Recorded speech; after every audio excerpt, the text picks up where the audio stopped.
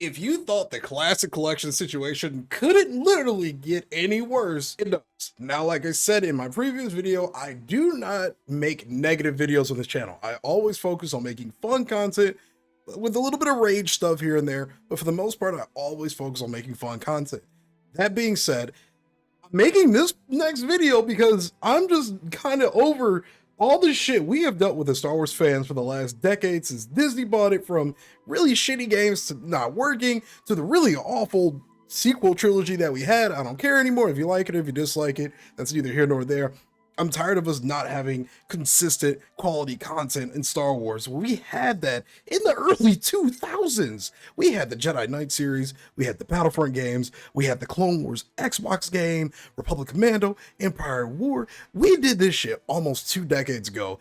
And with all of this money and power, are you telling me these corporations don't have the ability to put their own models of Kit Fisto in the game?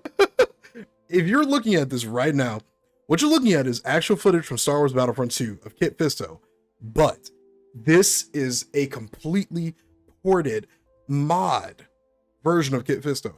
This was created by I Am Shaman. I don't know if I pronounced that right, forgive me, but apparently Aspire, the company that remade quote unquote this classic collection, they just straight up ported a mod of Kit Fisto from a mod page, or one of the mods for Battlefront 2. They just ported it over into the game and gave no credit. Let's read the tweet.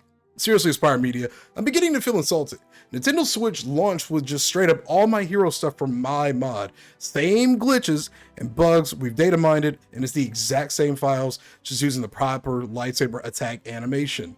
This is before the patch where I think apparently they changed the way they look slightly, but the point is they ported over pieces of a mod into the game and called it new content. They hyped this up. Asajj Ventress is coming. Kit Fisto is coming.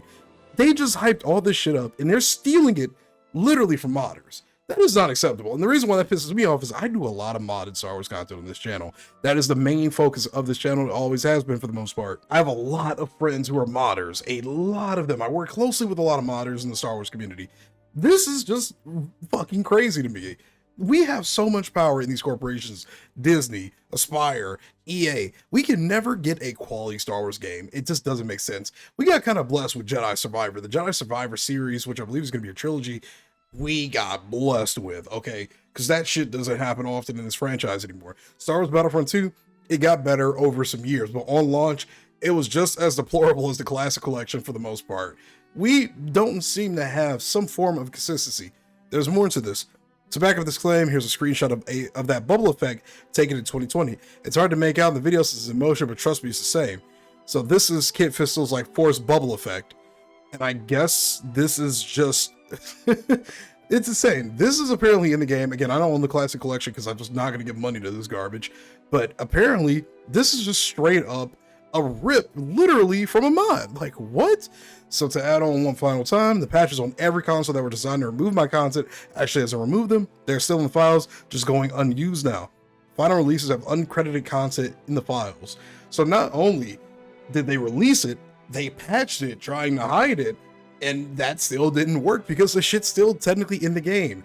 I just don't understand how that is acceptable. Now, apparently, in the Xbox version of Battlefront 2, which I did not even know was a thing because I had this game on PlayStation 2, there was a DLC that added some of these characters. Some people are confused as to why this looks the same as what it looked like on the original Xbox version.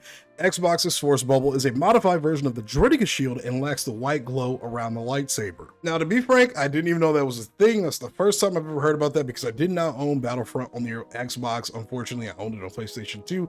I don't think we ever got DLC. I didn't even have my PlayStation 2 connected to the internet. Didn't even know you could do that back in the day. All I was fighting was against bots. Now, to be frank, I didn't even know this was a thing. I didn't have an Xbox back in the day. I didn't have Battlefront 2 on an Xbox. I had it on a PlayStation 2, of which I didn't even know you could connect to the internet back in the day. Every game I played was literally against bots because I thought that was just how you're supposed to play the game. I didn't even know online multiplayer existed back in the day. This is crazy to me how this is considered acceptable by these companies. This is ridiculous. Like, it doesn't get any scummier than this, guys. I'm sorry that there has been so much negative connotation around this mod, but it just seems like it just gets worse and worse every single time, man. It's pathetic. I don't understand how they're capable of doing this.